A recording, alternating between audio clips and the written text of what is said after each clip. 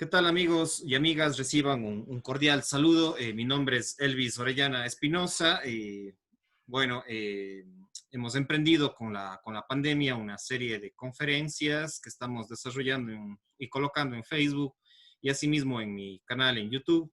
Me buscan con mi nombre en YouTube y ahí va a encontrar mi canal, donde que ponemos, como ya les mencioné, conferencias ligadas a los temas de la investigación, metodología de la investigación, lo que es el desarrollo local, lo que es la psicología organizacional, porque esos son mis campos que me he desempeñado más como experiencia. Y desde esa perspectiva, pues el desarrollo local y la psicología también son temas integrales y vamos tejiendo lazos con otros campos, con otras profesiones, con otros aspectos de la realidad.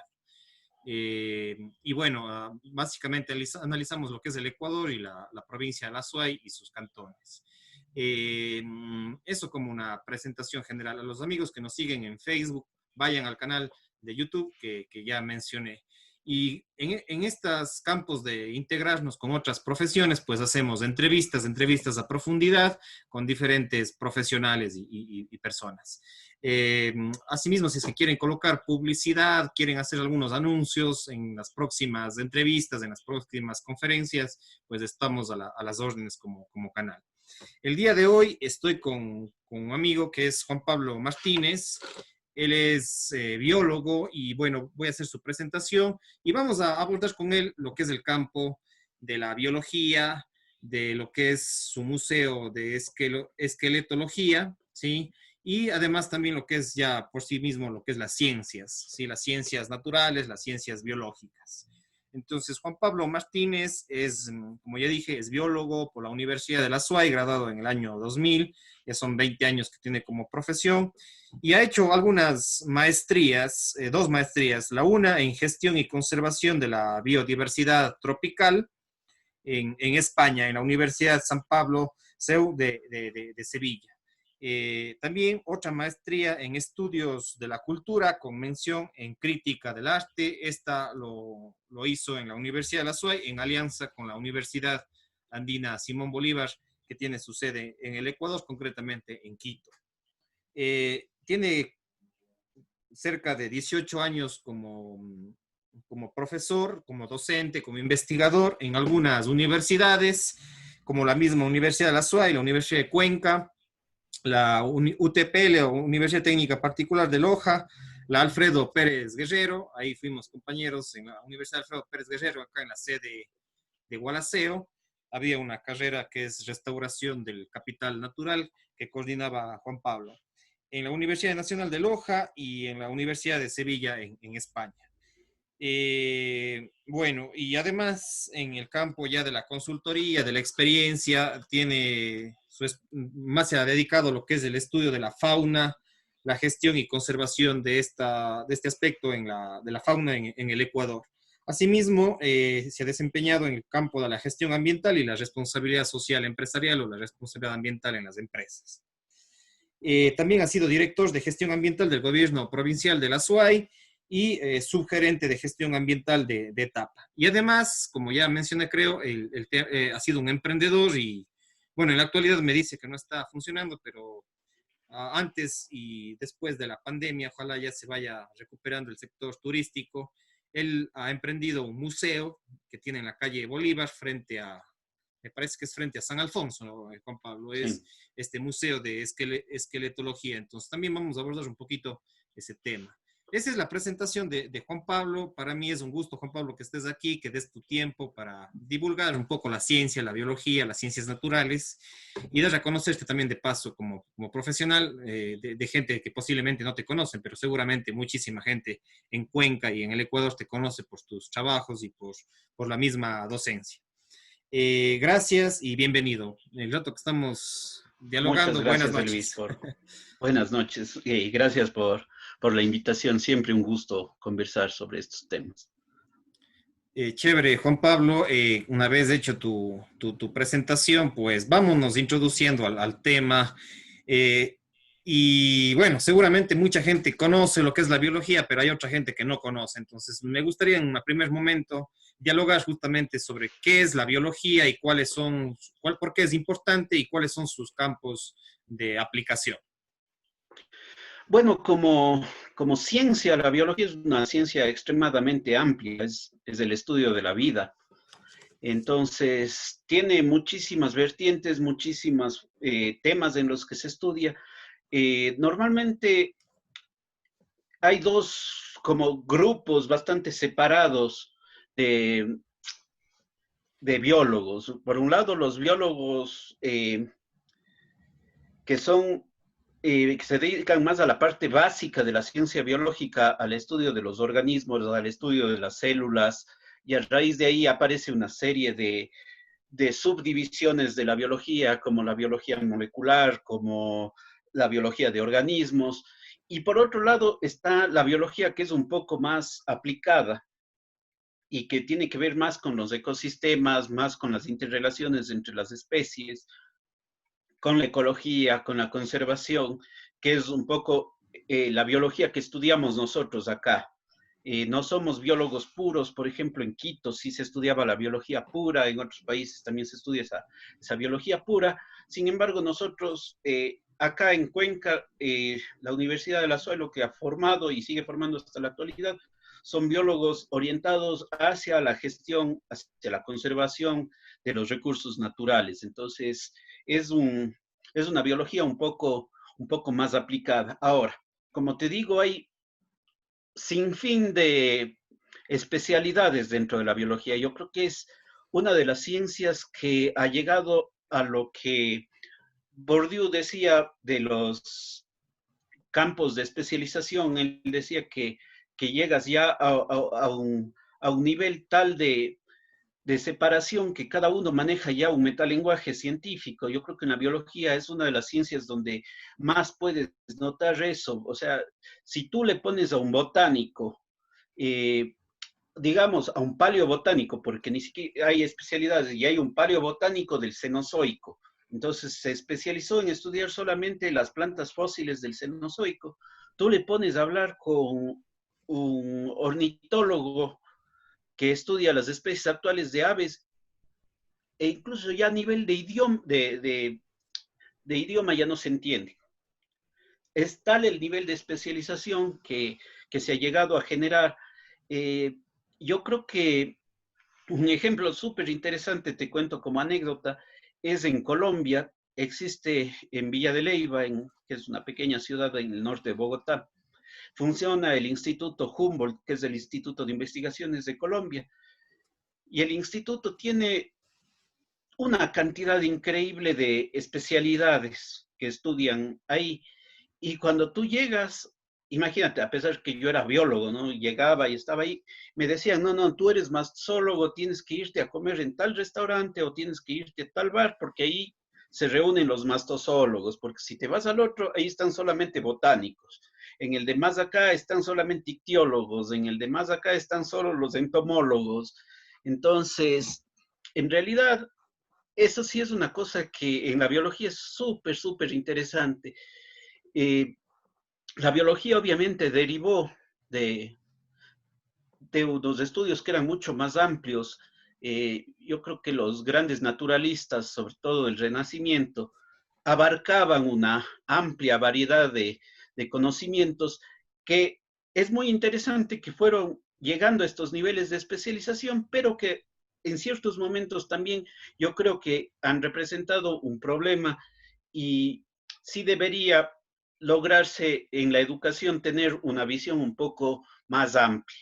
Más integral, Evidentemente digamos, de más la realidad. integral, sí, evidentemente es muy necesaria la especialización, pero también es muy importante entender cómo las cosas funcionan en su conjunto. Un poco, si tú ves mi formación, parecería que no tienen mucha relación las cosas, pero luego de ser biólogo y luego de estudiar gestión y conservación de biodiversidad, entré a estudiar cultura, Ujú. porque yo estoy firmemente convencido en que la naturaleza se ve afectada por los humanos, pero que cada sociedad humana afecta de manera distinta a la naturaleza y eso tiene mucho que ver con las particularidades culturales. Entonces es muy necesario también hacer esos estudios que son un poco más integrales, un poco más holísticos, porque caso contrario te concentras en cosas que son muy específicas. Yo te cuento, yo comencé mi carrera estudiando la fauna y dentro del estudio de la fauna, yo era básicamente un estudioso de la anatomía de la fauna. Ujú.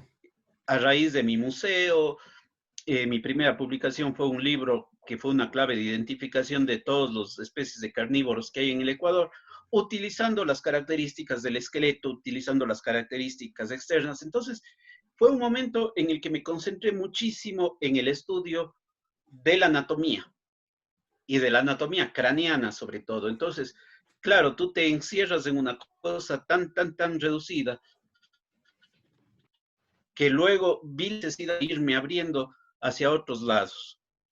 Claro, es más o menos como las especialidades médicas, o sea, y siempre se da este debate entre si es que eres demasiadamente especialista o eres, digamos, tienes más una visión sistémica, digamos así. En psicología lo llamamos una perspectiva sistémica, porque justamente a veces hay lo mismo, o sea, en el campo de la medicina también, o sea, hay muchas profesiones que, digamos, tejen demasiado y se da estas discusiones y estos debates en ser hiper especializado o en ser, o tener una cultura general que se relacione y ver, digamos, de una manera más, como tú dices, integral, holística, sistémica, de las interrelaciones.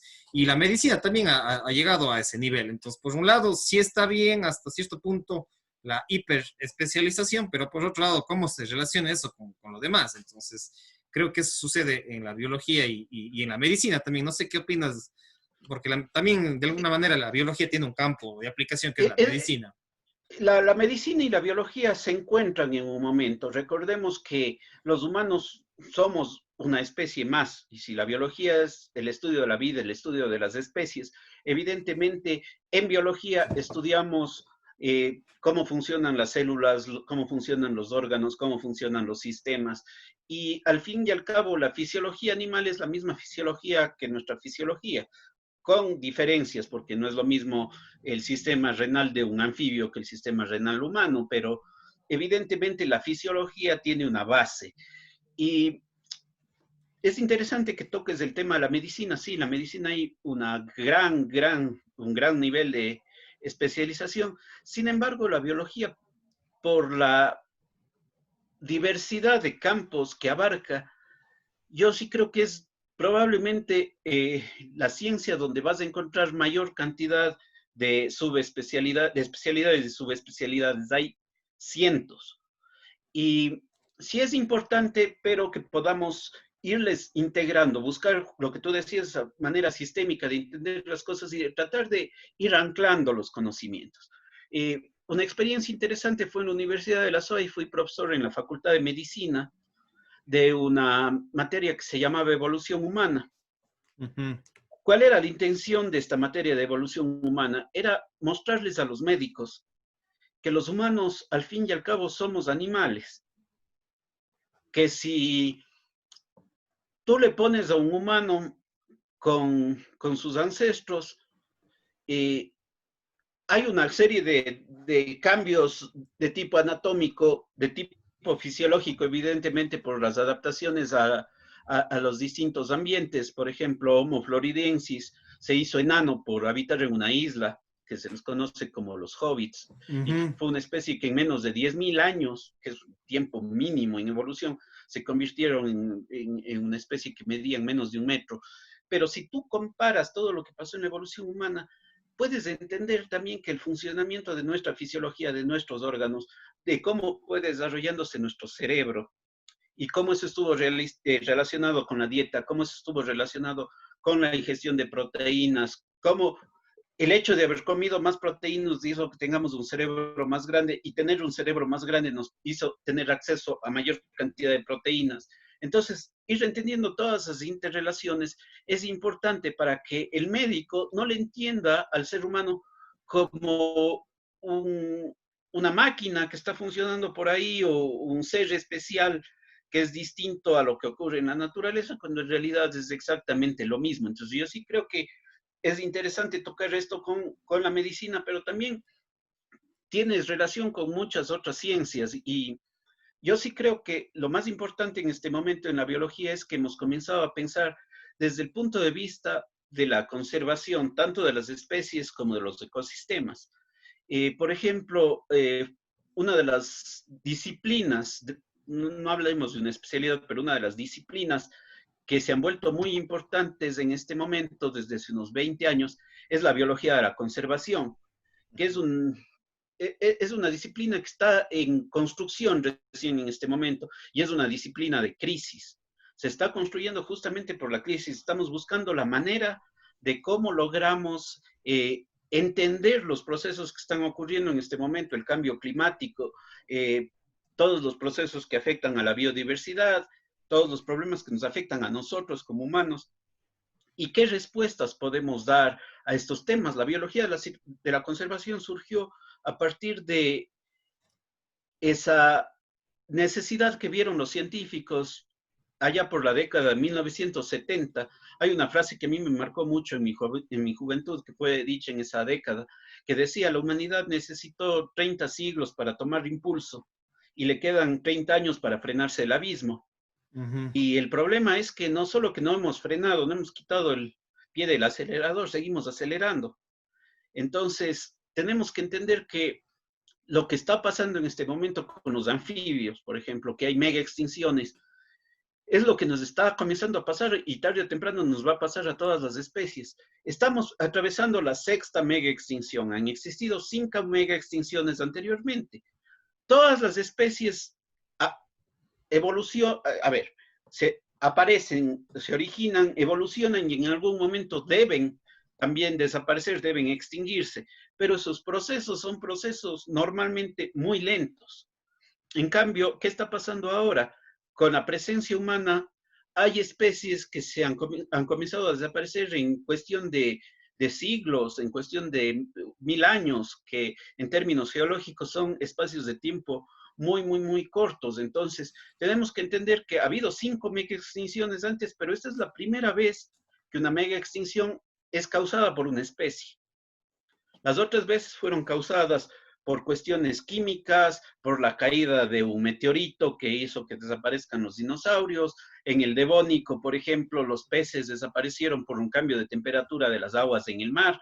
Se extinguieron la mitad de las especies de peces que había en ese momento. No había todavía vida en la Tierra.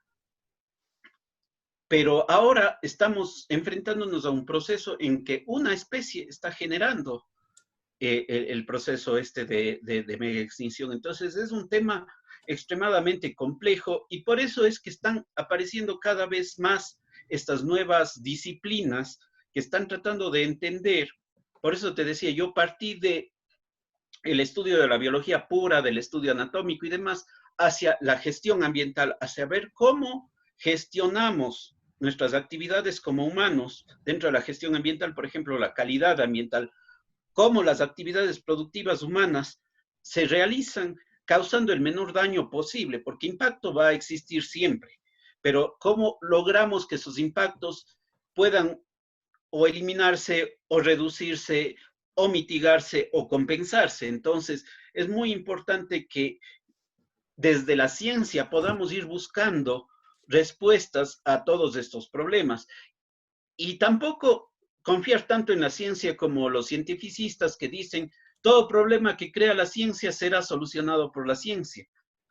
Estamos viendo que no es así. El cambio climático, por ejemplo, es un problema que comenzó a surgir a partir de la segunda revolución industrial.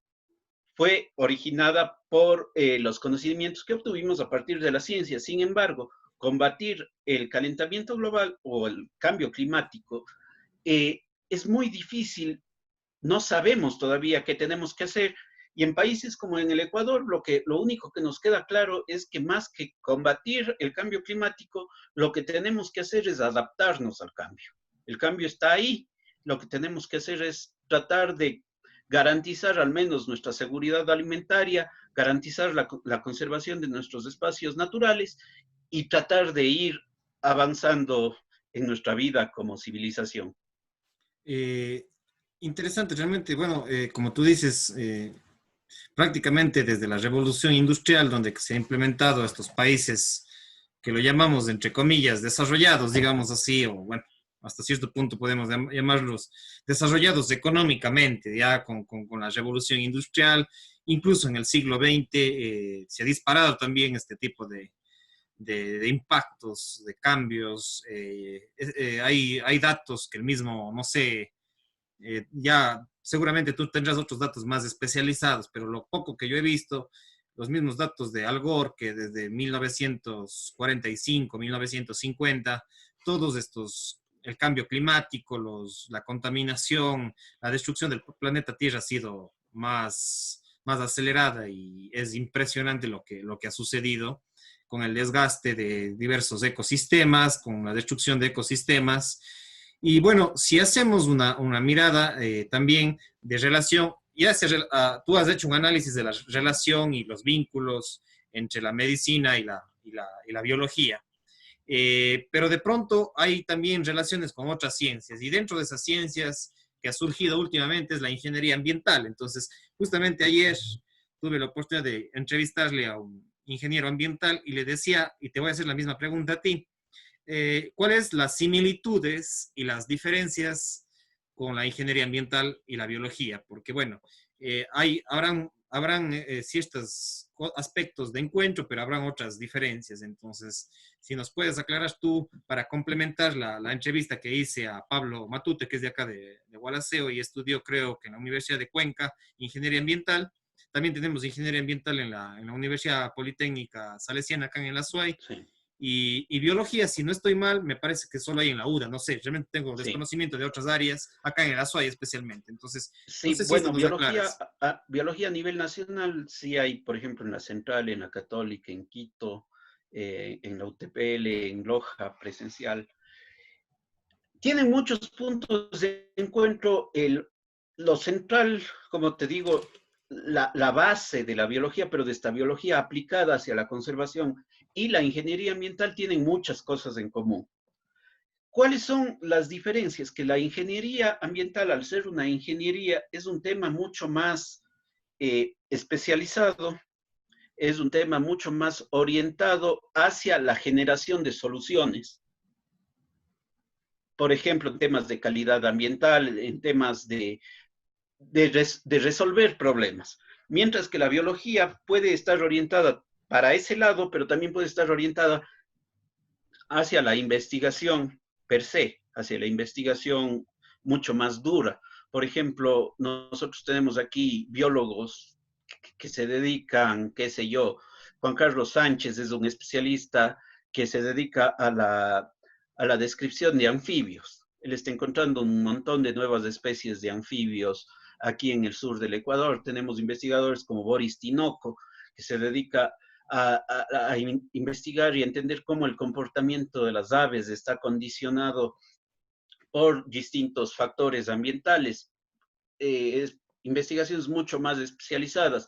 Sebastián Padrón, que por ejemplo él estudia la taxonomía de lepidópteros utilizando marcadores genéticos y utilizando microscopía electrónica. O sea, son cosas, como ves, extremadamente especializadas de investigación. Sí, en la biología buscamos, como es mi caso, por ejemplo, orientarme más hacia el tema de gestión ambiental, y ahí es donde comenzamos a estar mucho más cerca de la ingeniería ambiental. La ingeniería, como te digo, es un tema específico que lo que busca es brindar soluciones, lograr que las actividades humanas se realicen de una manera más amigable con el medio ambiente, lograr mitigar los impactos, lograr tener sobre todo mediciones de los impactos. ¿Cuál es la diferencia? Que a veces en la ingeniería ambiental se usa mucho más la física, la química para realizar estos estudios, mientras que en biología, te pongo un caso, si estamos estudiando la calidad del agua de un río, probablemente un ingeniero ambiental va a utilizar más las características físico-químicas. Uh -huh. Si tú le preguntas a un biólogo probablemente sea más partidario de utilizar bioindicadores. Perfecto. Ambos te van a dar argumentos. Por ejemplo, el ingeniero ambiental te va a decir que el utilizar métodos físico-químicos, tú tienes ya una información a través de los años en que tienes muy claro cuáles son las condiciones de la calidad del agua, los protocolos de laboratorio, por ejemplo, para medir la demanda química de oxígeno, la demanda bioquímica de oxígeno, la presencia de metales pesados, son métodos que están estandarizados a nivel mundial y que ahí no hay margen de error. Tú tienes clarísimo qué está pasando. Tú le preguntas al biólogo, ¿por qué prefieres utilizar bioindicadores? Y el biólogo te va a decir, porque el hecho de tomar una muestra de agua en ese momento te dice cómo está la calidad de agua en ese momento. No hace 5 minutos, no después de 10 minutos, no ayer, no mañana. Es el agua que yo saqué en ese momento, es el agua que estaba pasando en ese momento que pudo estar afectada porque en ese momento una industria abrió la llave y sacó sus efluentes. En cambio, estudiar los bioindicadores, como son animales que viven en el río, una comunidad biótica necesita más tiempo para adaptarse y para vivir ahí. Entonces, el hecho de encontrar ciertas especies te da a entender cómo está el río, pero no en ese instante, sino en ese momento mucho más grande de tiempo. Entonces, como puedes ver, tienen ventajas los dos, lo normal y lo lógico, lo que se hace, por ejemplo, en etapa que maneja un programa de monitoreo de los ríos de Cuenca desde la década de los 90, se hace las dos cosas de tal manera que tienes una información muy adecuada sobre la calidad del río. Más integral, digamos, Sí, desde las dos totalmente. perspectivas. Eh, Interesante realmente estas relaciones, porque digamos como cultura general, y justamente a eso vamos con este programa, que es dar información general en redes que en un sentido más bien de divulgación, de educación, y justamente allá van y apuntan estas entrevistas. Ahora, hemos visto estas relaciones entre biología y medicina, entre biología e ingeniería ambiental, y ya tú tocaste un poco, pero quisiera profundizar más esta relación entre biología y cultura, porque ahí siempre hay estos debates en que si hay algunos aspectos que son más biológicos, y son más antropológicos, y son más culturales, y pareciera, sí, desde un punto de vista clásico, que son dos aspectos, digamos, opuestos, sí, la cultura y la biología. O se nace o se hace, digamos, o sea, siempre hay estos debates entre biólogos y antropólogos, pero en cambio tú tienes una mirada de los dos aspectos. Entonces, ¿cómo se relaciona la biología con la cultura, la biología con la antropología, la biología con las ciencias sociales, la biología con la sociología? Porque tú tienes esas dos miradas que te hace una perspectiva integral, y que no te hace ver como si no fueran cosas separadas que ya mencionaste al inicio. Inclusive, yo algo he leído, no a fondo, asimismo como cultura general, hay este famoso chileno, no me acuerdo, un biólogo también, que habla mucho de epistemología, habla mucho de cultura, no me acuerdo cómo es el nombre, no sé si tú Sí, sabes, sí. que No, tiene no, el perdón. Instituto Matrístico, creo que Sí, en Chile. Entonces, de sí, pronto él no, no, también habla el nombre está bien. él también habla de biología cultural. Entonces, de pronto, o sea, explícanos esa parte, porque pareciera que son dos cosas separadas, pero están integradas. Bueno, de entrada, como tú dices, siempre se ha visto, bueno, no siempre, entendamos que no, es, no, no, no fue siempre, es en la modernidad, porque hasta el Renacimiento entendamos que habían esos grandes sabios naturalistas que integraban todo el conocimiento, pero fue a partir de la modernidad en que comenzamos a separar las cosas, o es hombre, o es mujer, o es blanco, o es negro, o comenzamos a polarizar demasiado. Entonces, claramente en la modernidad se separó la biología de la cultura. Si tú te pones a ver, por ejemplo, hasta bien entrado el siglo XX, había una gran discusión entre filósofos que seguían la línea, por ejemplo, del determinismo biológico, gente que seguía las ideas de Darwin. Entonces, habían los otros que decían que no, que los humanos no tenemos nada que ver con el determinismo biológico, que nosotros estamos condicionados únicamente por lo social. Entonces entraban también en un determinismo social, cuando en realidad tenemos que entender que absolutamente todas las especies estamos condicionados por dos cosas, que son el genotipo qué es lo que te viene en tus genes, qué es lo que te viene de tus padres, lo que te viene de las generaciones anteriores. Y por otro lado tenemos el fenotipo, que el fenotipo está relacionado con las condiciones ambientales. Y dentro de esas condiciones ambientales nos encontramos con las condiciones sociales que no están presentes únicamente en los humanos, están presentes, hay rituales sociales, hay estructuras sociales extremadamente complejas en los animales. En los animales, tú comienzas a ver, te pongo un ejemplo de lo más simple. Los monos en la Amazonía ecuatoriana, tú cuando ves una tropa de monos que está yendo por los árboles, normalmente son tropas multiespecíficas, es decir, no van una sola especie. Después de estudiar muchísimo tiempo esto, se dieron cuenta que, ¿por qué los monos hacían esto? Los monos grandes les conviene ir con los monos chicos, porque los monos chicos son más susceptibles de ser predados que los grandes. Entonces, al predador le va a ser más fácil comerse un pequeño que comerse un grande. Para el pequeño es una ventaja estar con un grande porque el hecho de estar con monos grandes va a hacer que ciertos predadores no se atrevan a venir a comerse, que caso contrario, si él estuviera andando solo podría comer. Pero al fin y al cabo, a todas las especies y a todos los individuos, ¿por qué les conviene andar en estos grupos juntos?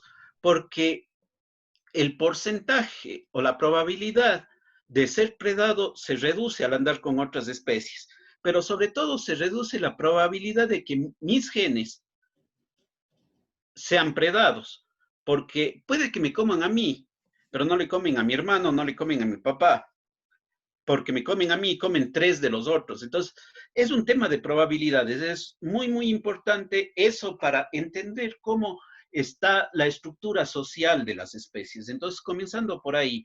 Y luego la biología ha tenido que irse poco a poco encontrando con las otras ciencias. Yo creo que una de las ciencias que más ha avanzado en los últimos años, que fue una ciencia que estuvo realmente muy, muy relegada hasta finales del siglo XX, es la neuropsicología. Es comenzar a entender realmente cómo nuestra forma de pensar, nuestro pensamiento se ve, está relacionado con lo que ocurre biológicamente en el cerebro. Entender cómo la corteza prefrontal está relacionada con la planificación, con la visión de futuro, con todo eso que nos hace un poquito diferentes a las otras especies, mientras que otras áreas del cerebro, como el cerebro reptiliano, conservan todavía parte de ese genotipo que nos hace reaccionar de manera casi, casi instintiva ante ciertas cosas, pero que en su momento fueron muy importantes para nuestra supervivencia como especie, pero que hasta ahora siguen siendo importantes, aunque en ocasiones, cuando no sabemos manejarlas adecuadamente, comienzan a convertirse en problemas y pueden ocurrir enfermedades que tengan que ver con violencia o con cosas parecidas. Entonces, es muy, muy importante que comencemos a entender cómo funciona realmente el cerebro y no entender la psicología por un lado y la biología por un lado. Tenemos que entender que nuestro pensamiento y todo esto está en nuestro cerebro, que al fin y al cabo es un órgano que funciona a partir de unas reacciones químicas. Entonces, tenemos que este es un campo que sin ser un campo de estudio para mí, se volvió muy de mi interés por un tema personal que tuve.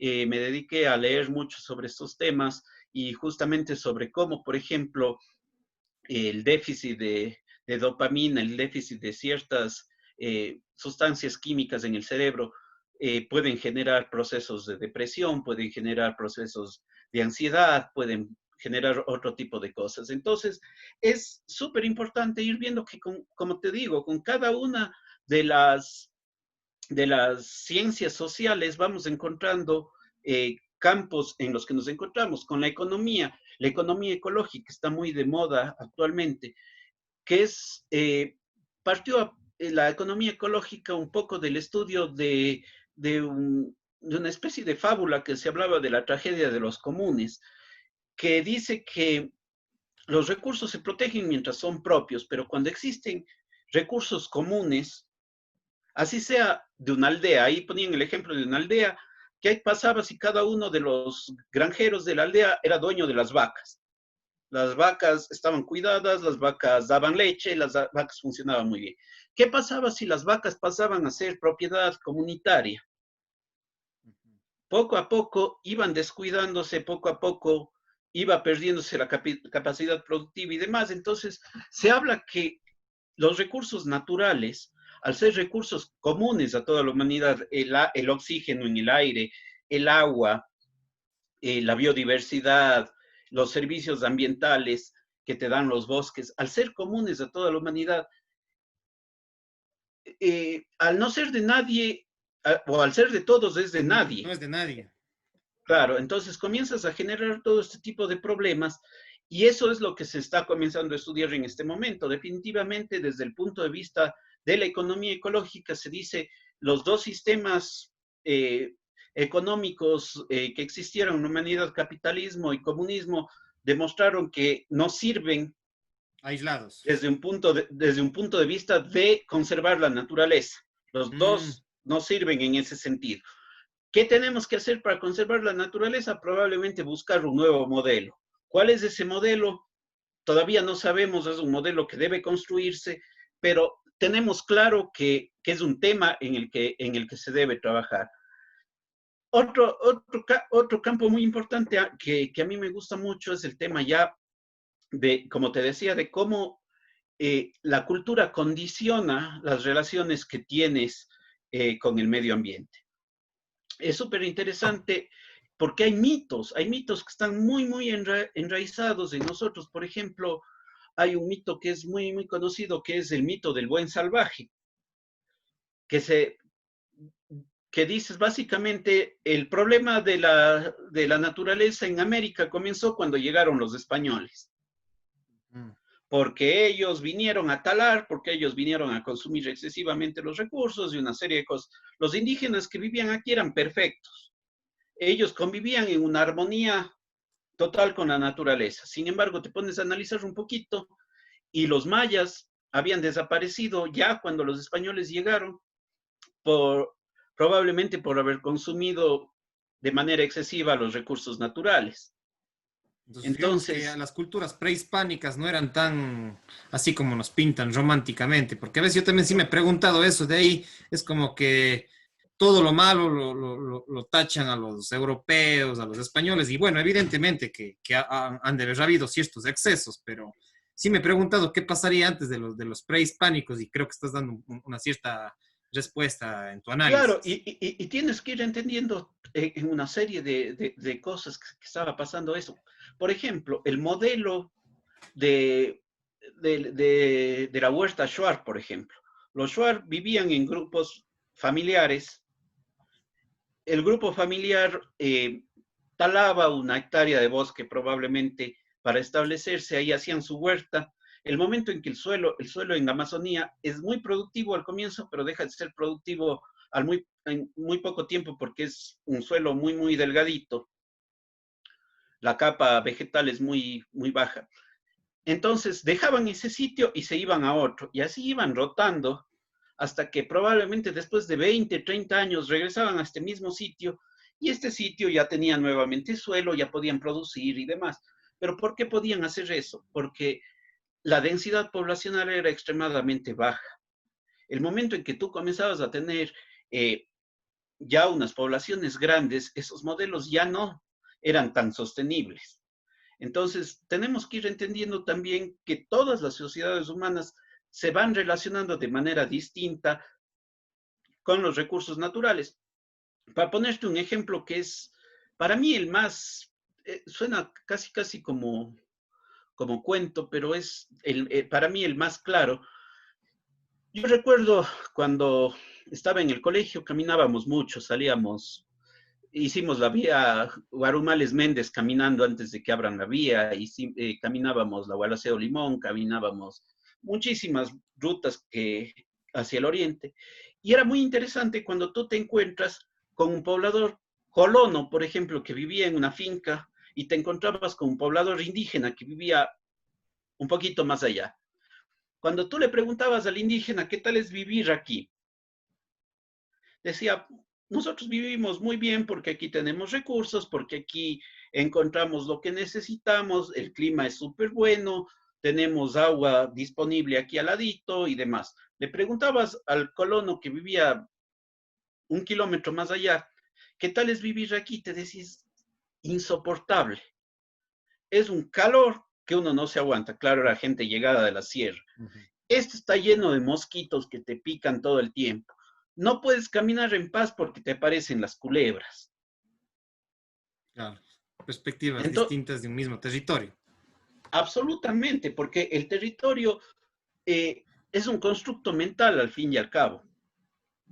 Porque el territorio, una cosa es el paisaje, que es lo que está ahí, pero el territorio es lo que tú construyes desde tu experiencia.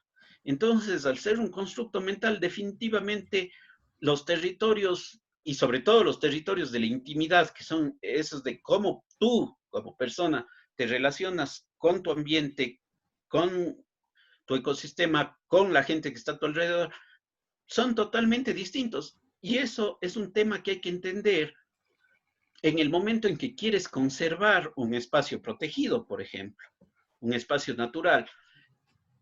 ¿Qué pasó con los parques nacionales? Los parques nacionales se crearon en el siglo XIX en los Estados Unidos. Hoy justamente quiero hablar de este tema porque se celebra el Día Mundial de los Parques Nacionales.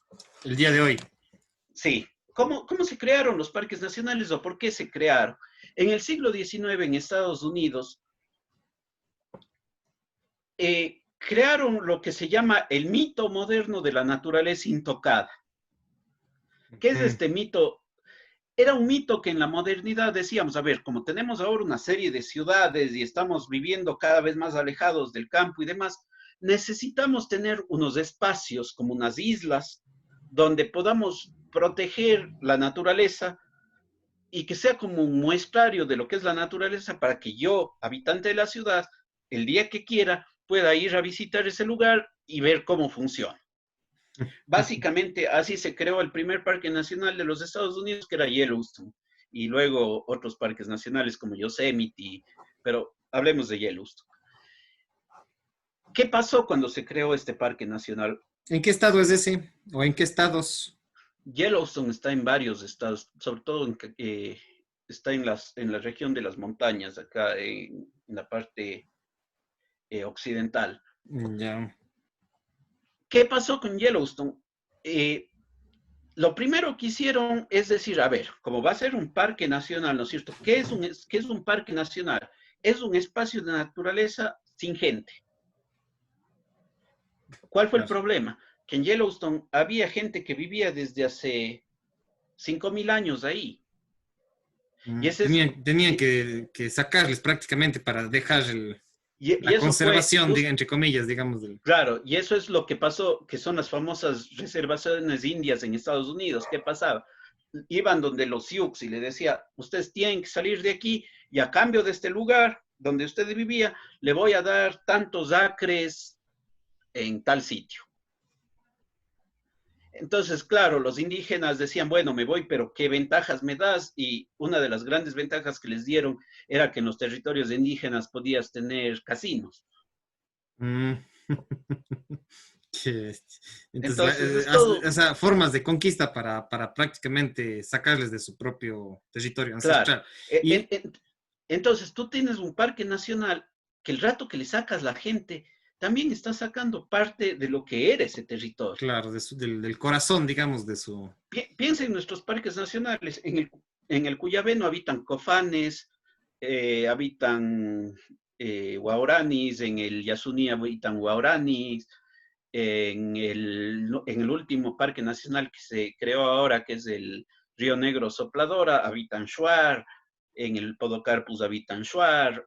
Entonces, la gente es parte, hay que entender que la gente que habitó ahí es parte de el parque nacional, es parte de la conservación, porque conservar es también conservar esas relaciones que han existido entre los humanos y el ambiente. Entonces, el hecho de haber pensado que creábamos esos espacios que Puristas, eran, entre claro, o sea, comillas. era solo era un espacio puro de naturaleza donde tú ibas a ver el bosque primario. El bosque primario ya no existe si es que un humano puso el pie ahí. Claro. Entonces, son grandes contradicciones que sobre todo se dieron en la modernidad y que ahora estamos comenzando a entender que, no eran, desde un punto de vista conceptual, las adecuadas.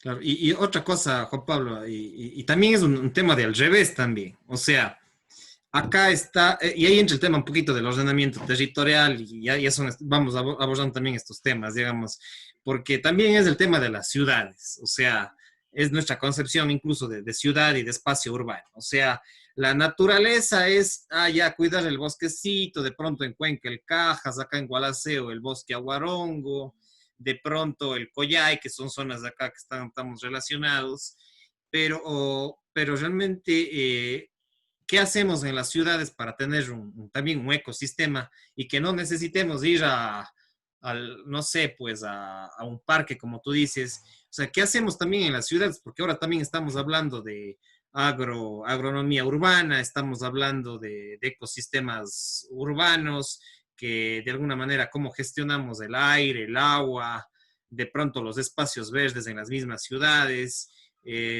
A nivel internacional se dan números de metros cuadrados que hay en cada ciudad de espacios verdes. O sea, cómo también vamos creando esta arquitectura, este urbanismo también, que no nos haga alejarnos de la naturaleza, o no nos haga alejarnos de que necesitemos ir al Cajas, o necesitemos ir qué sé yo, acá al Coyay, o etcétera, etcétera, en las diferentes ciudades. Pues necesitamos también estar en contacto con la naturaleza en las mismas casas, en la arquitectura, cómo diseñamos las casas, etcétera. Y ahí nos vamos al tema ya de arquitectura o bioarquitectura, que también se está hablando en la actualidad.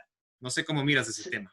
es súper importante y desde varios puntos de vista. Por ejemplo, las áreas eh, recreacionales dentro de una ciudad, las áreas verdes, son, en primer lugar, espacios de convivencia. Se ha demostrado que una ciudad que tiene más espacios verdes, que tiene más áreas comunes, es una ciudad que tiene mejor convivencia de sus habitantes. El caso de Medellín es clarísimo. Medellín era una de las ciudades más peligrosas del mundo. Medellín era una de las ciudades donde nadie se atrevía a salir a la calle. ¿Y qué hicieron? O sea, invirtieron muchísimo en espacios públicos verdes, invirtieron ejemplos del gran jardín botánico que tienen ahí, el Parque de los Pies Descalzos, que es un parque de sensaciones, que tú entras al parque sin zapatos a sentir texturas, a sentir el agua, a sentir una serie de cosas. En el botadero municipal, lo que era el botadero municipal, construyeron un gran parque donde la gente va y comenzaron en los barrios también a hacer esto y comenzaron a ver que la convivencia comenzó a mejorar muchísimo. Eso desde el punto de vista de convivencia de la ciudadanía, pero piensa también desde el punto de vista, por ejemplo, de evitar riesgos en las ciudades. Ciudades como Gualaceo, como Cuenca, que están atravesadas por ríos. Ujú. Los ríos de manera natural tienen una superficie de inundación. Los ríos se desbordan naturalmente. Lo que pasa es que hemos ido comprimiendo los ríos, hemos ido construyendo en las llanuras de inundación y por eso comenzamos a tener problemas. Antes también se inundaba, pero se inundaba y como ahí no había nada, tampoco pasaba gran cosa. Entonces, es un grave problema, pero además el gravísimo problema de las ciudades es que comenzamos a hacer que prácticamente el territorio se vuelve impermeable. ¿Cómo es eso? La lluvia cae y al no tener espacios verdes, al no tener jardines en las casas, al tener todo cubierto de concreto, de asfalto, de lo que sea, el territorio se vuelve impermeable. Las aguas caen y se van, sin absorberse, se van directamente hacia los ríos. Entonces, ¿eso qué genera? Genera grandes avenidas en los ríos, genera que existan estas crecientes mucho más graves que si tú tendrías una cubierta vegetal que ayude a que el agua funcione como los páramos Ujú. funcionan como una Ya, esponja. El ya. agua se llena ahí, no es solamente en la vegetación, eso es lo que estamos muy equivocados. En el páramo, gran parte del agua que se retiene no está ni en las lagunas ni en las plantas, está en el suelo. El Mm, suelo, al ser de cenizas volcánicas, es muy higroscópico y retiene muchísima agua, se hincha, se llena de agua. Tú has visto cuando pisas el suelo del claro, claro, páramo, claro. sale agua. Entonces, ¿eso qué hace? Que el agua vaya filtrándose poco a poco hacia los ríos. ¿Qué pasa cuando tú eliminas la cubierta vegetal? Esa tierra se lava en la primera lluvia y luego, ¿qué tienes? Tienes roca expuesta y comienza el agua a venir.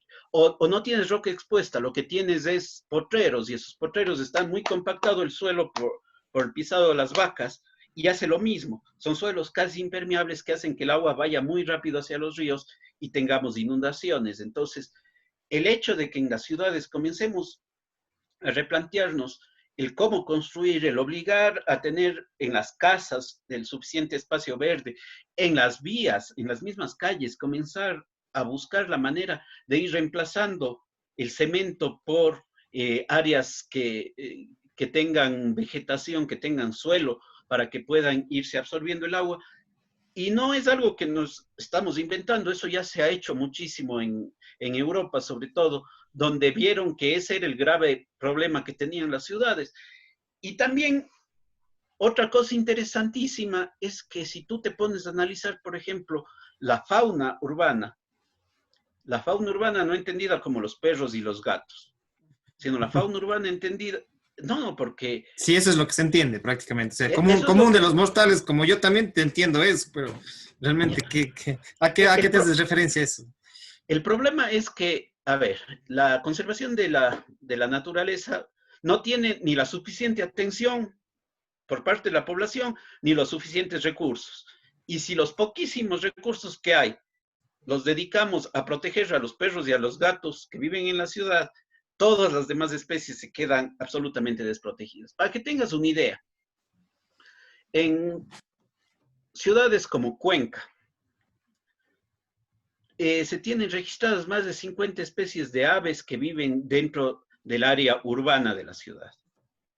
50 especies de aves en la ciudad de Cuenca.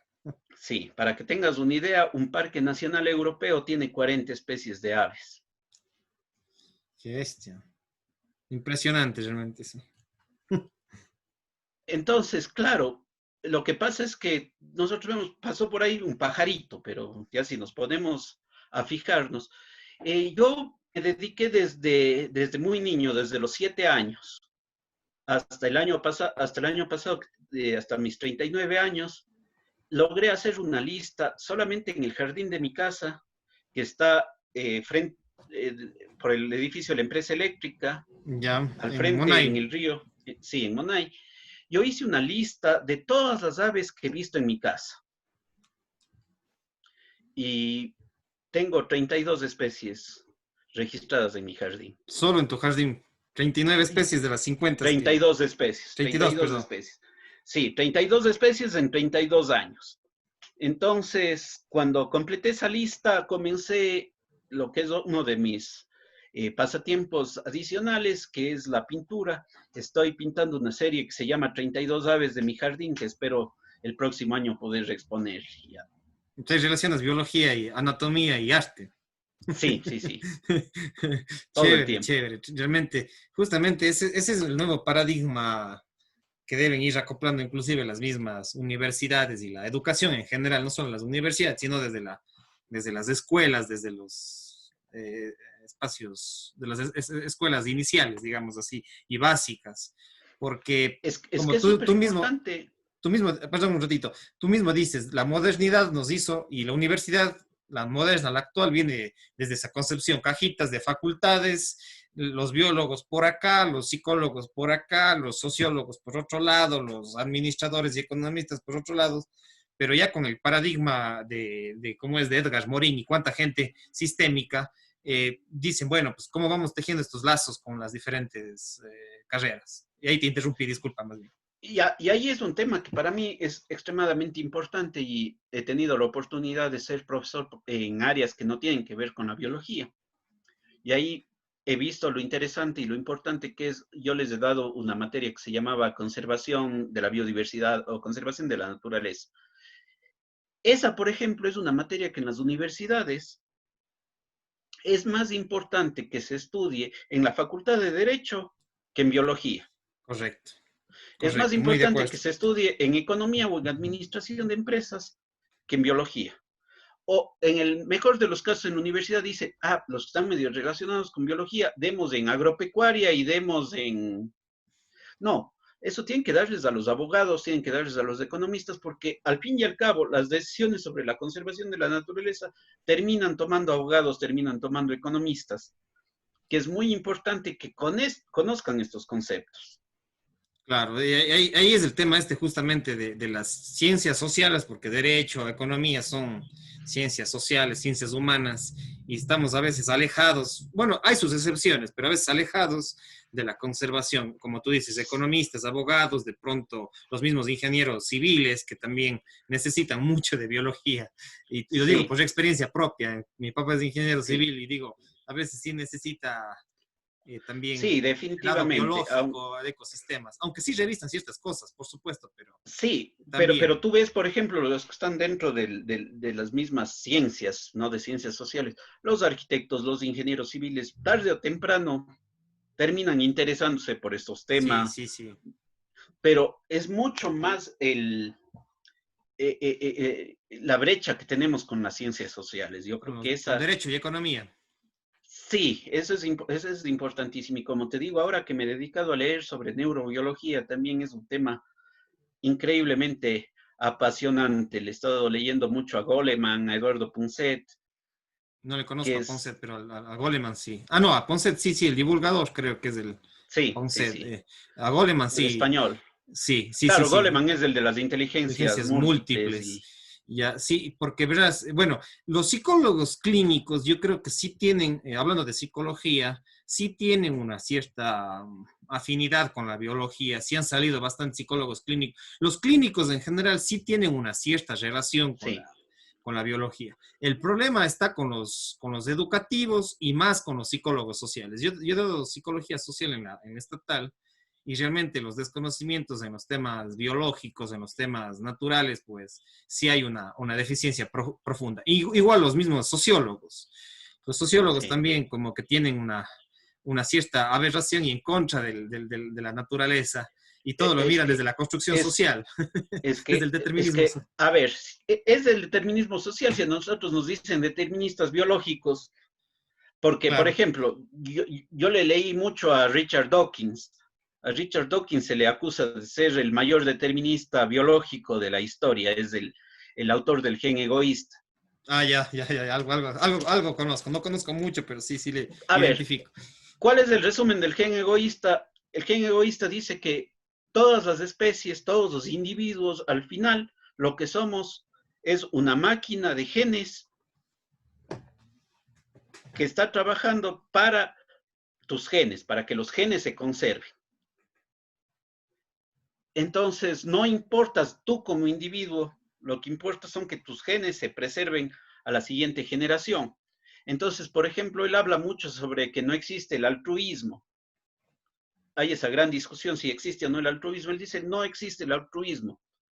Entonces, los sociólogos le decían, no, pero ¿qué pasa si yo como padre arriesgo la vida por mi hijo?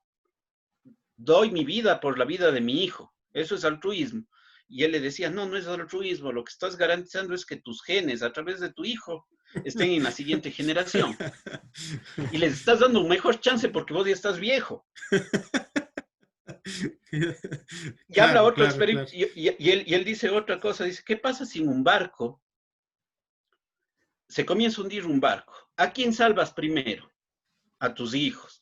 Si no están ahí tus hijos, ¿a quién salvas? A un familiar tuyo, ¿no es cierto? Si no está ahí un familiar tuyo, salvas a un vecino. Si no, salvas a alguien de tu raza, Claro, de claro. tu país o de tu raza, y al final salvarás al que es diferente a ti. Claro. Entonces dice, al final eso es que lo que tratas es de Conservación de salvar tu especie.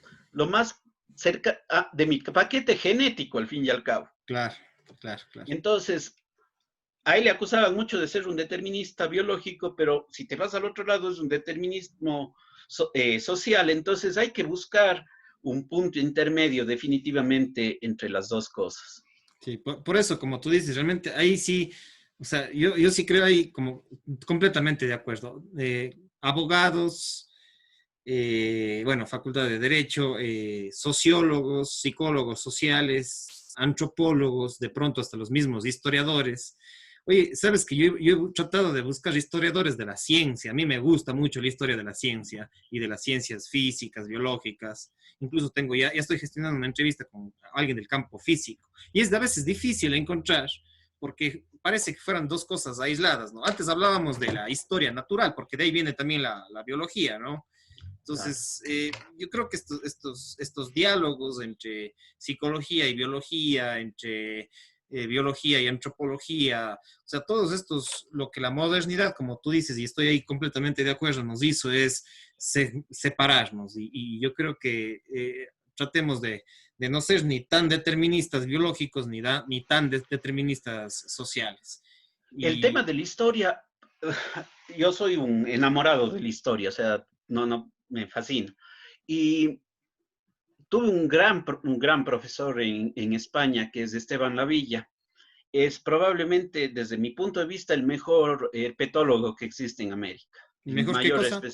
herpetólogo, es especialista en anfibios. Ah, ya. El tipo es increíble. Y uno de los pilares fuertes de la investigación de Esteban es la historia. Ujú. Esteban se dedicó muchísimo a revisar las crónicas de la Argentina, las crónicas escritas por los cronistas de la colonia. Ya.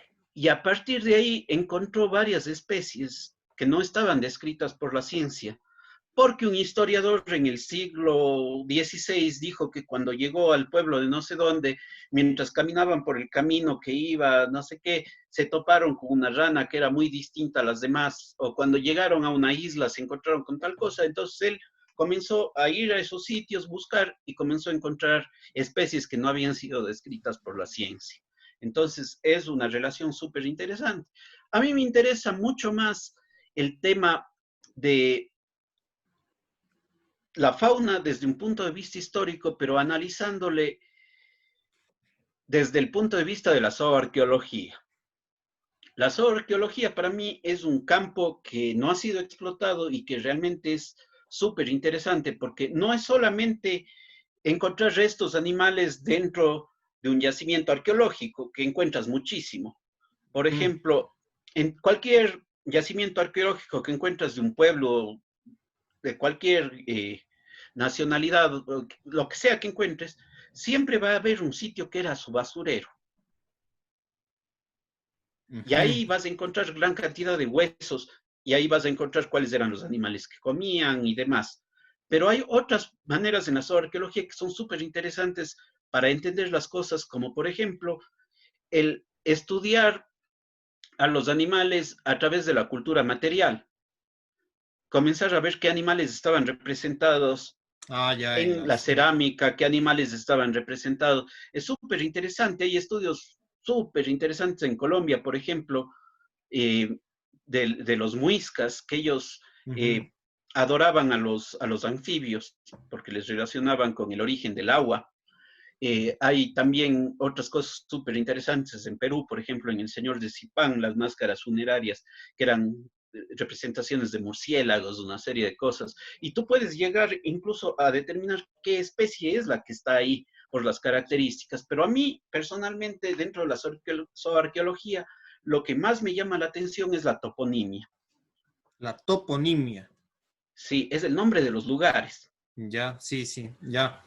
A partir del nombre de los lugares, tú puedes comenzar a entender un montón de cosas respecto a cómo era la naturaleza en esos tiempos. Yo también he leído muchísimas crónicas sobre Cuenca, por ejemplo.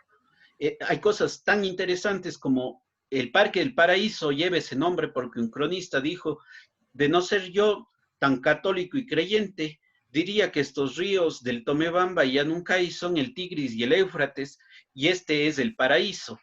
Mm, y por eso le dan el nombre al Parque El Paraíso. Sí, sí, otros cronistas dicen esta ciudad de Cuenca está en el mejor asiento del mundo, porque tiene el clima más afable y una serie de cosas, pero si luego tú te pones a analizar, por ejemplo, en la época inca, también las toponimias a veces no tienen que ver con los animales que existían en el lugar, sino más bien con cuestiones que tienen que ver más con cuestiones ideológicas. Por ejemplo, Cuenca o Tomebamba, si tú venías por el camino real, por el camino del Inca, que es la avenida Huayna Cápac, tú ingresabas al área de Tomebamba por Pumapungo, Ya. que es la puerta del Puma.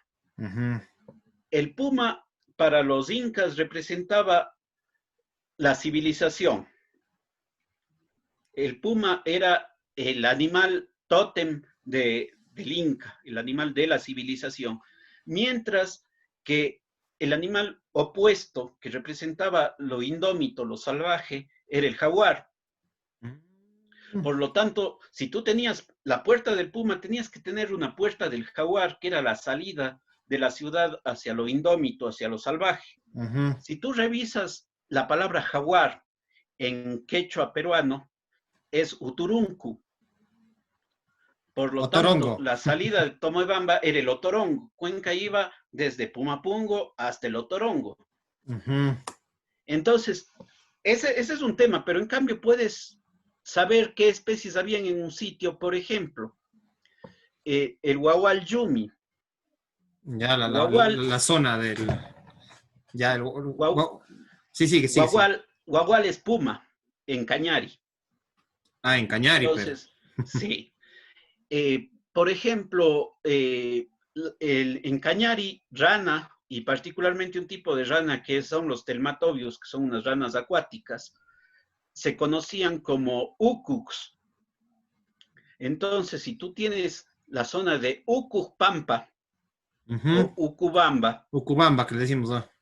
automáticamente sabemos que esa debió ser una zona de humedales, Mm. porque podían sobrevivir este tipo de anfibios en esos humedales. ¿Y qué nos reafirma ese hecho? Nos reafirma el hecho de que ahora en las lagunas de oxigenación de Tapa, tú tienes aves migratorias, patos, que su memoria genética, Ujú.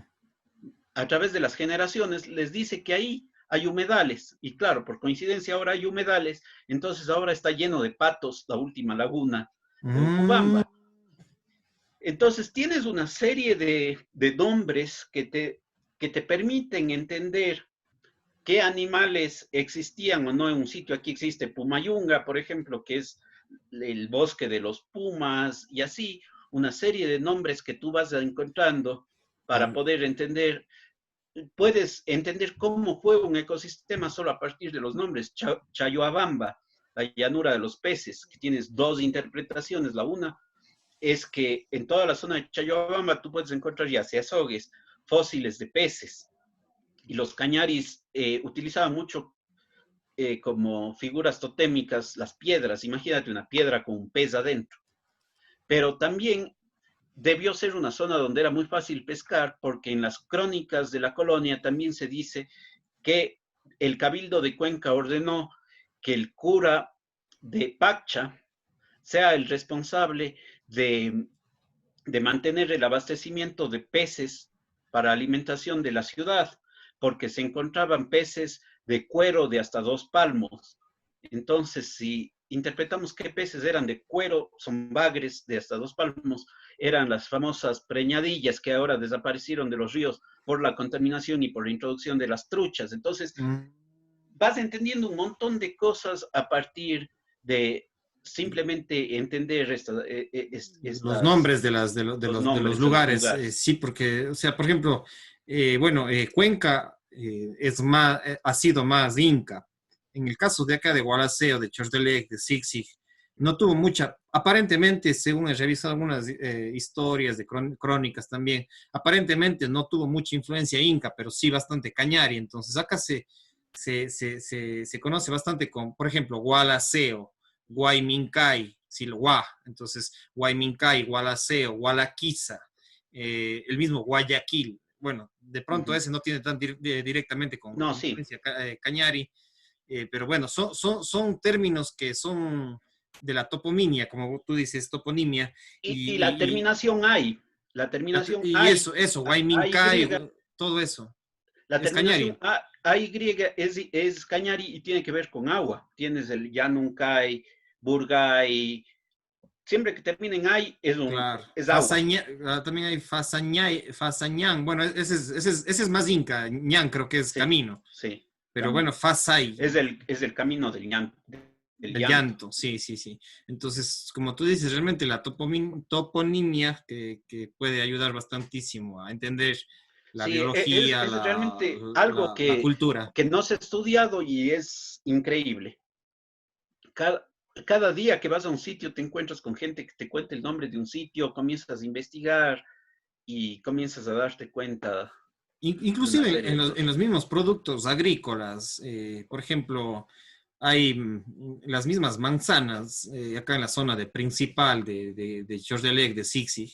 También todos los mismos productos agrícolas que acá, por ejemplo, conocemos como la flor de mayo a una cierta especie de manzana, pero la gente del campo, la gente rural de esa zona en específico, de principal, dice que no, eso no es de ese nombre, sino le dan otro nombre. Incluso los productos mismos tienen otras connotaciones, otros Sí, nombres y eso te da ciertas pautas también.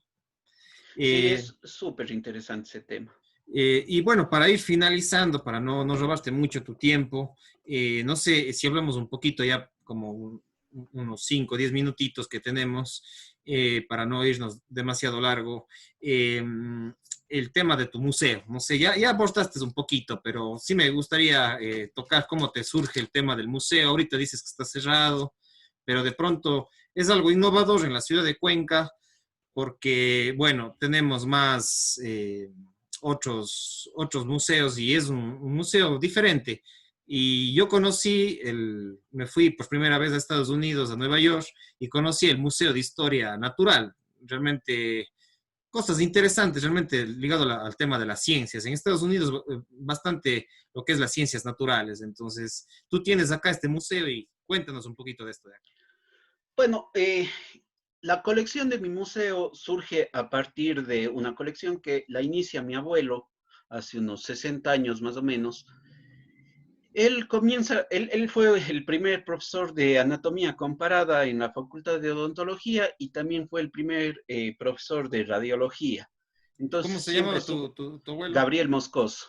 Ya. Entonces él estuvo muy relacionado con los huesos y comenzó a coleccionar una serie de animales y en base a esa colección es la que forma el museo.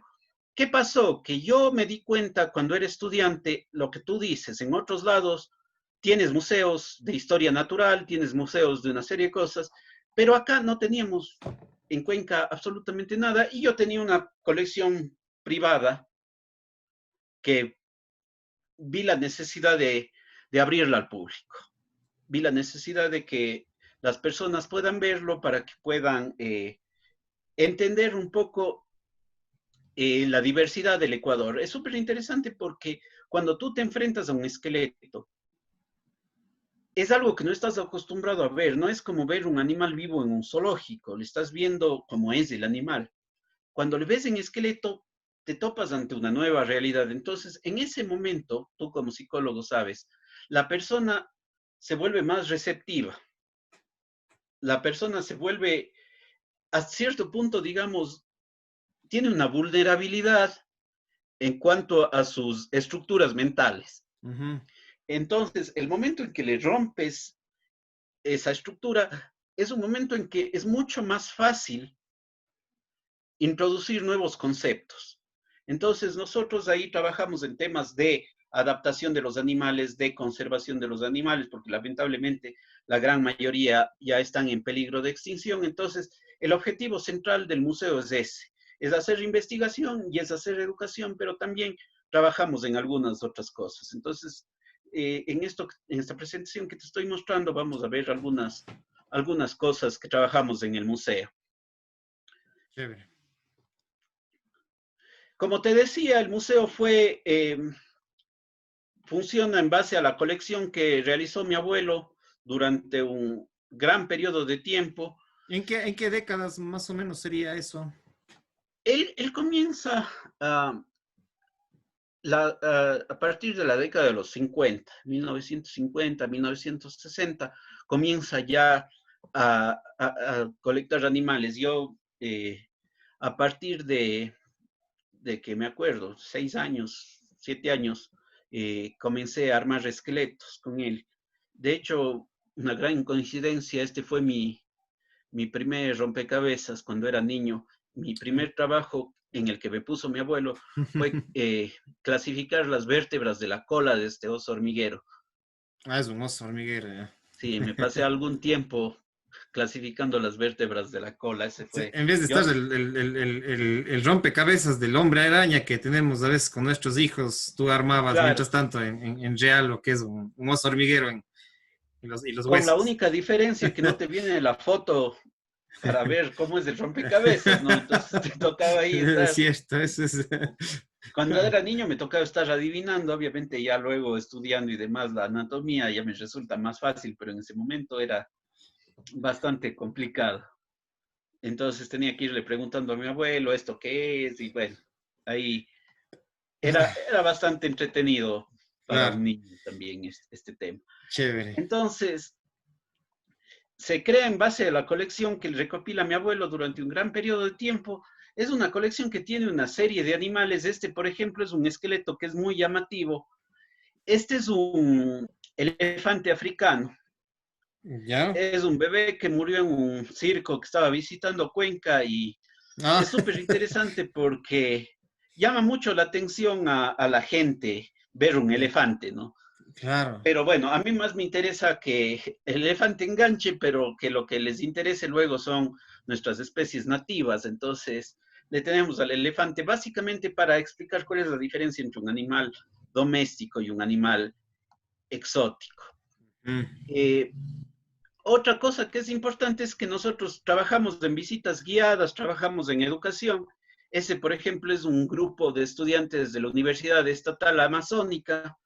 Ya. Recibimos de estudiantes desde guardería hasta estudiantes universitarios, entonces es muy interesante ver cómo cada grupo, a pesar de que el guión es más o menos el mismo, el que les hacemos obviamente tiene cambios, pero cómo vas mostrando cosas de, con los mismos animales para grupos totalmente distintos. Entonces la educación ambiental es como nuestro punto central en el museo. Tenemos también, Perdón que te interrumpa antes que continúes. Eh, en qué año se abrió el museo? Que está, valga la redundancia y voy como parte promocional también que te sirva. Está en la Bolívar y Borrero, ¿no? Frente y Borrero, sí, a la iglesia de San Alfonso. frente a San En qué Alfonso. año se abrió el museo? Disculpa que En te el interrumpa. año, en el año 2002, Ya. sí. Como te decía, yo terminé la universidad, incluso antes de graduarme, me dediqué a montar el museo para abrirle al público. Ya, chévere. Bacán. Sobre sí, continúa, nomás disculpa que te. Entonces, el primer tema, como te decía, es educación, el segundo es difusión e información. Eh, Hacemos tanto material informativo como científico, hemos publicado algunos libros, trabajo también con algunos diarios, manejamos un tiempo un programa de radio también.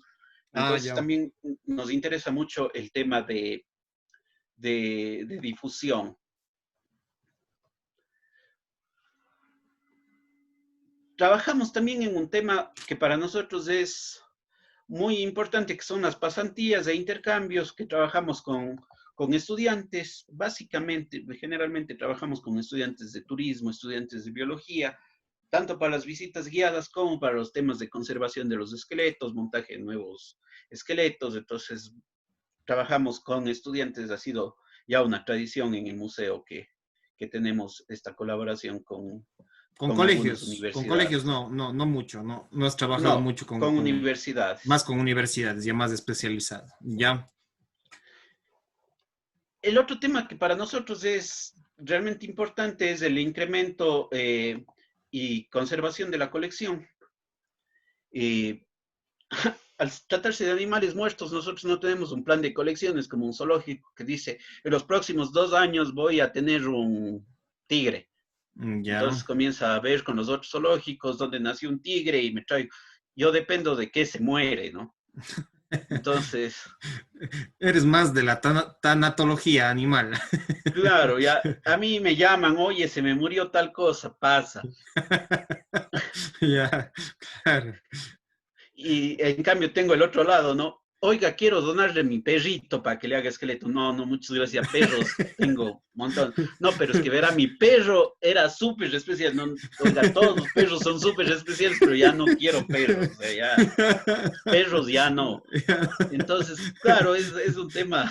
De pronto a alguien se le podría hacer otro emprendimiento ¿cómo es? De disecación de perros y gatos, digamos. Oye, me han buscado para ese tema y he tenido que hacer a veces.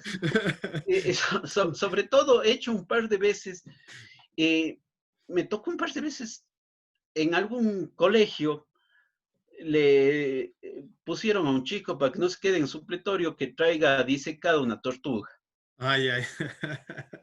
Entonces el pobre chico le digo, no, viene con la tortuga viva así. Oiga, Mate. déme haciendo. Le digo, no, yo no mato nada, yo no he matado ningún animal para hacerle aquí, no voy a matar. Dice, es que tengo que ser. Digo, a ver, yo te puedo dar haciendo, pero dile a tu profesor que más bien les traiga. Les doy gratis, vengan, ven. Y aquí va a ir viendo no solo tortugas, sino un montón de otros animales. Llegó como a las 2 semanas, oiga, ahora sí ya me conseguí una muestra. Dice, no sea malo, deme asiento. Espero que haya conseguido muestra y La no le haya muestra no le matado, mata.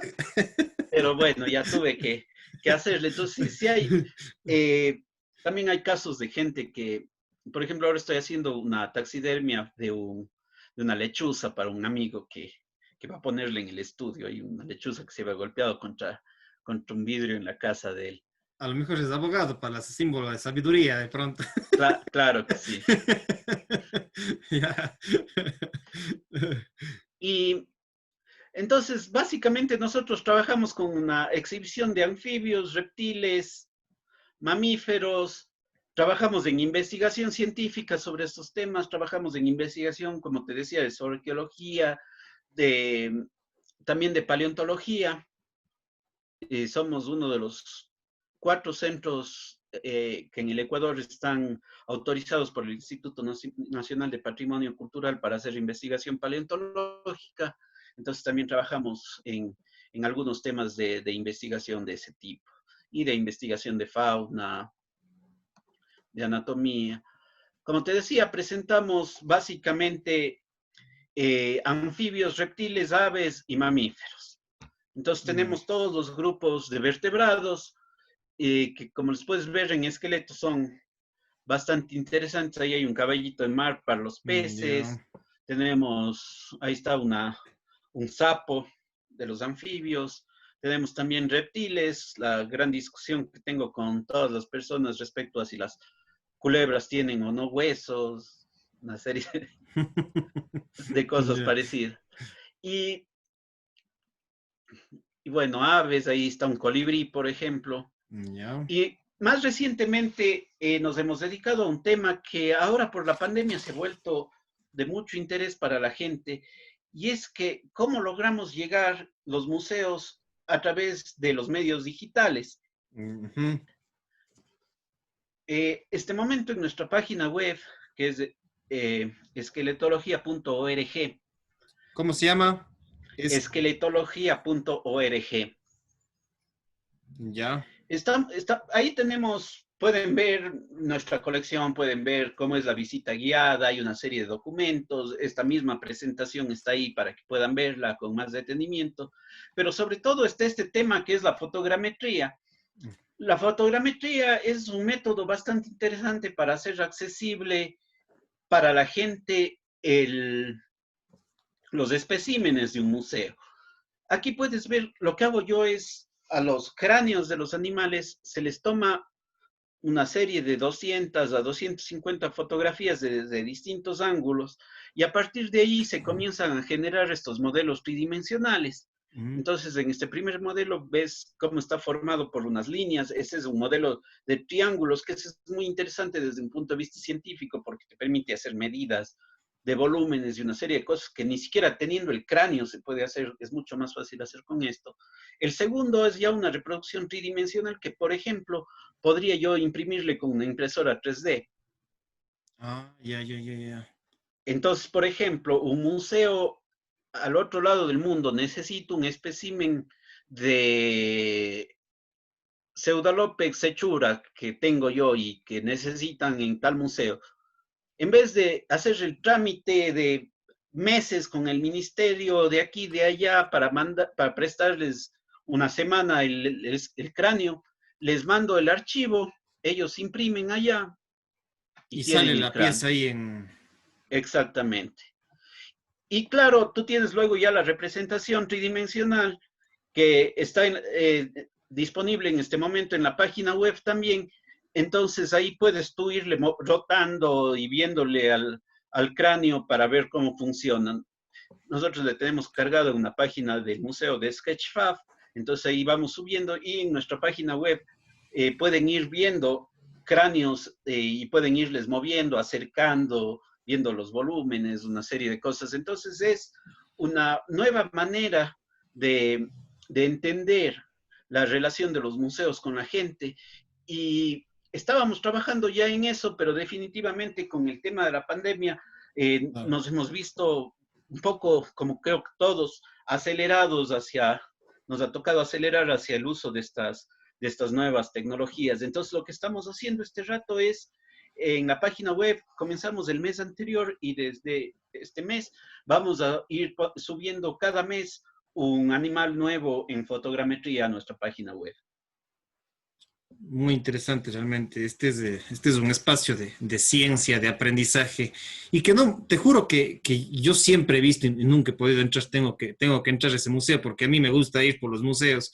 Yo soy más bueno, he ido por otros museos del doctor Íñiguez, ¿cómo es? Juan Cordero Íñiguez, Juan he ido al Cordero. otro, pero me falta ir al tuyo, te soy sincero, no he entrado, pero tengo pendiente eso. ¿Por qué te digo esto? Porque bueno, los museos en Cuenca, y eso es lo que te decía antes de tu exposición, son más digamos, de arqueología, de la parte humana, la parte, digamos, cultural, artística, pero digamos, un museo de lo que es ciencias biológicas, de ciencia, en este caso zoología, lo que es anatomía, de ciencias, realmente es algo espectacular en Cuenca y que es tu emprendimiento, tu iniciativa, porque a mí me llama la atención mucho, como te dije, me fui a Estados Unidos y allá realmente lo que es las ciencias naturales, es espectacular. Conocer el museo bueno, no sé, ¿tendrás alguna opinión del museo de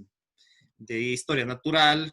De pronto me fui también a Charlotte, a Carolina del Sur, y también a una profesora había implementado, conocí un poquito, fui leyendo un poquito la historia, y Discovery me parece que es o sea, entré y conocí este espacio en Charlotte, que es prácticamente como un parque, no de Disney, sino un parque de ciencias, digamos así.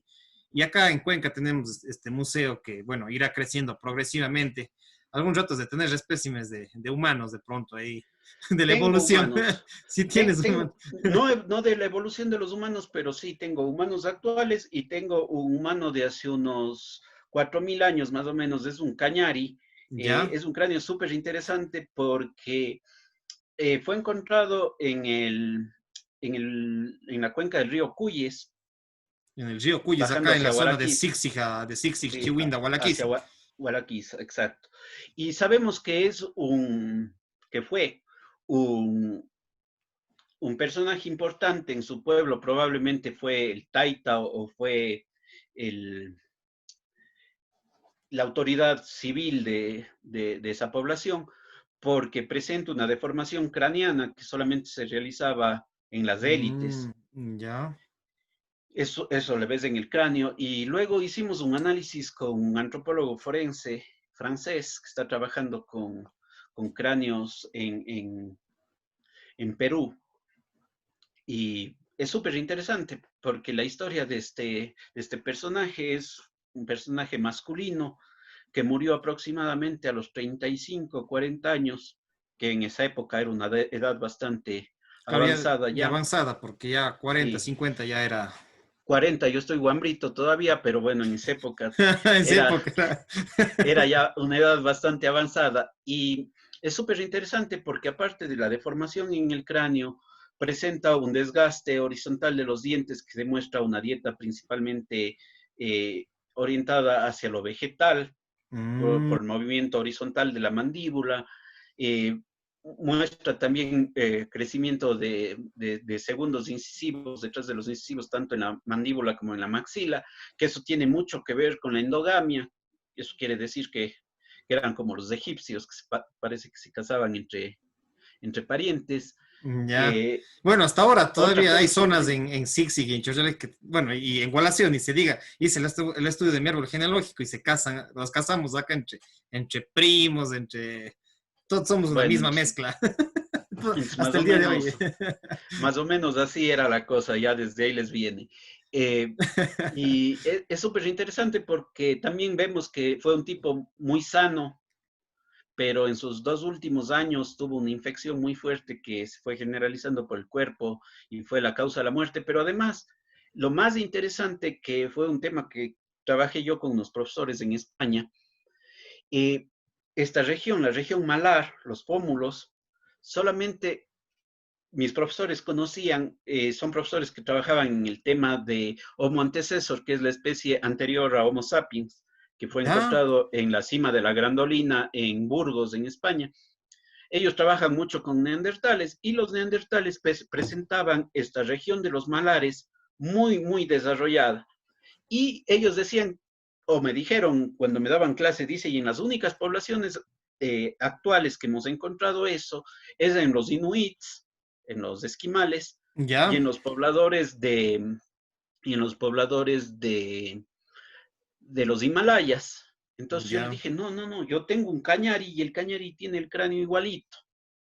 Entonces nos Hijo, pusimos a revisar fotos y cosas, entonces él me dijo, entonces claro, no tiene que ver con una relación genética entre el neandertal, el esquimal, el del Himalaya y el cañari, tiene que ver con una adaptación al medio, ya. porque los pobladores de los Andes tenemos pómulos más grandes y si te vas hacia las montañas, tienen además las chapas, ¿no es cierto? Rojas aquí en Ah, ya, las... sí, sí, sí. Claro, claro, Ya, claro.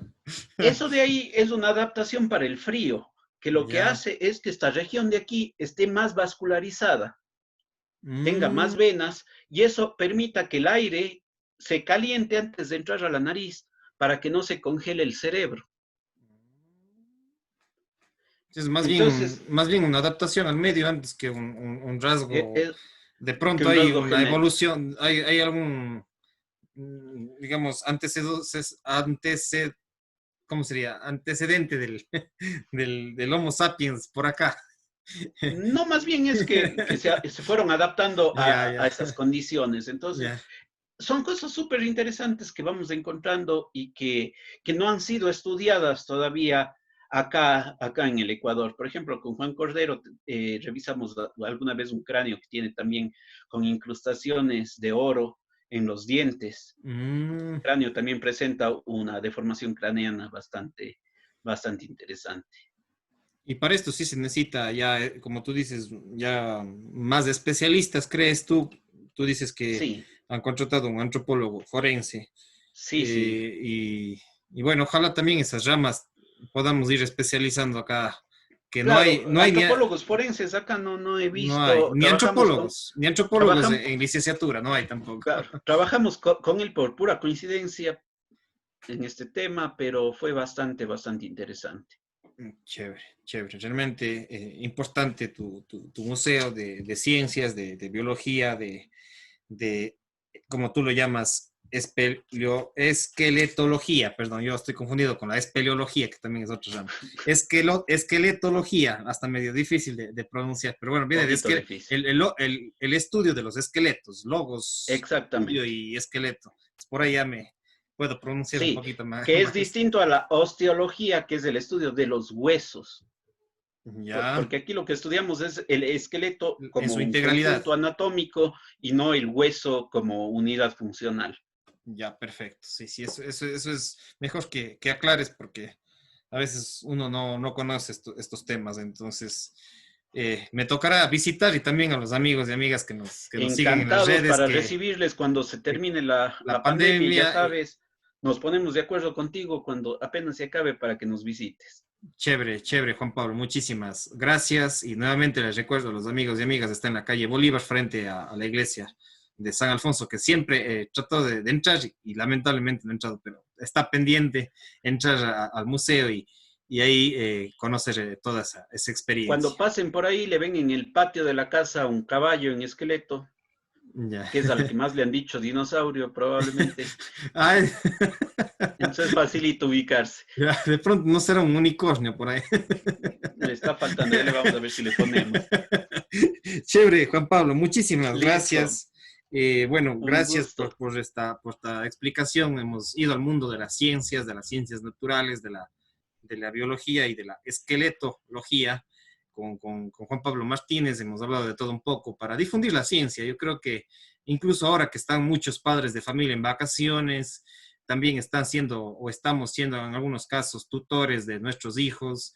Y pues qué mejor, en vez de irse al mall, que también es bonito de vez en cuando, pasarnos por este tipo de museos, estas experiencias, para asimismo nuestros hijos tengan una cercanía más vivencial con lo que es el mundo de las ciencias naturales, con la biología, etc. Gracias, Juan Pablo. Con esto creo que nos estamos despidiendo y quedas invitado para nuevas entrevistas en honor a tu tiempo. Gracias por tu tiempo, sé que es un tema valioso. Y bueno, pues amigos y amigas, ha sido Juan Pablo Martínez, biólogo y bueno, con alguna formación, maestría, años de investigación, de emprendimiento y de docencia universitaria. Con esto nos estamos despidiendo y también de pronto también invitarles a que a los amigos y amigas que nos siguen en las redes sociales, en Facebook, vayan al canal de YouTube y también en el caso de que quieran colocar publicidad o un poco de asesoría en marketing en estas entrevistas, en las próximas entrevistas, en las conferencias que estemos desarrollando, pues estamos siempre a las órdenes como proyecto de autogestión que es este canal. Ingresan a YouTube como Elvis Orellana Espinosa y ahí van a tener esta entrevista también colocada a los que nos siguen en Facebook.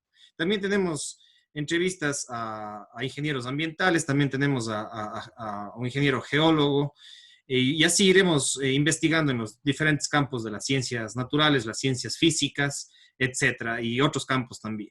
Gracias, Juan Pablo. Una buena Listo, noche. Luis. Muchísimas gracias. Estamos en contacto. Ya Ya nos me vemos. descargo la entrevista y te etiqueto ya. Espero que más Perfecto. noche o si no mañana en la mañana. Listo. Perfecto. Un gusto y cuídate Ya nos mucho por la vemos. Que pandemia y pases muy estamos en bien. contacto. Chao, Que chao, chao. estés muy bien. Chao. Gracias.